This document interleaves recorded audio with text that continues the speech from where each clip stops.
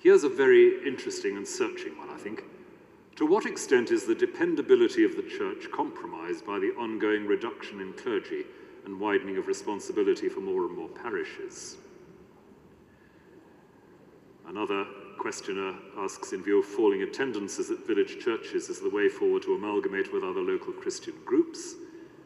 And someone else wants to know how we can encourage and enable parish churches to adapt their buildings to today's realities.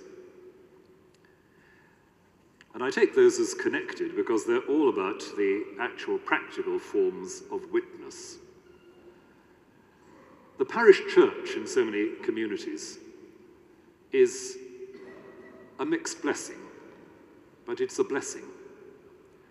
It's a blessing because at its best, it speaks of continuity, welcome, a space where serious things can happen.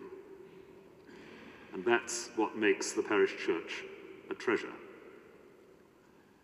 The difficulty often does come, as one of the questioners notes, when adapting that parish church to current needs becomes mired in bureaucracy, long bureaucratic procedures when a wall needs replacing or a lead roof needs replacing with a better and cheaper material.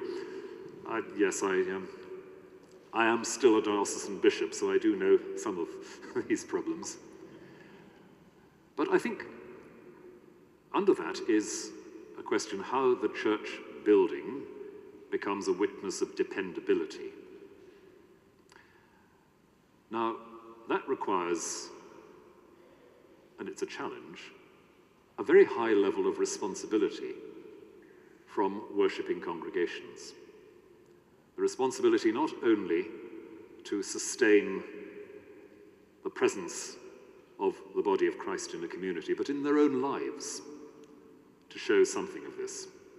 And that's difficult when there is a sense, and I know there's a sense throughout the Church of England, of a disconnection between the language about dependability and the feeling that a lot of communities are abandoned by the Church in its national or wider decision-making bodies. And all I can say to that, and it would take a long time, I think, to discuss it fully and fairly, all I'd say to that is, it remains true that the worshipping congregation, however small, in a particular place, has the invitation, the calling, to create, in whatever way they can, a place of welcome, a place which speaks of a longer timescale and a longer vision than most people work with. I hope with all my heart that we can find ways of improving our decision-making, our bureaucracy. I think that very often we are held up in our attempts to become more flexible there.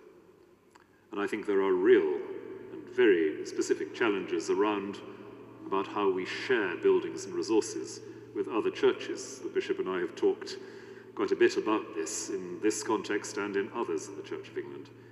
It's certainly no very effective witness if the Church comes across as divided and clinging to its divisions.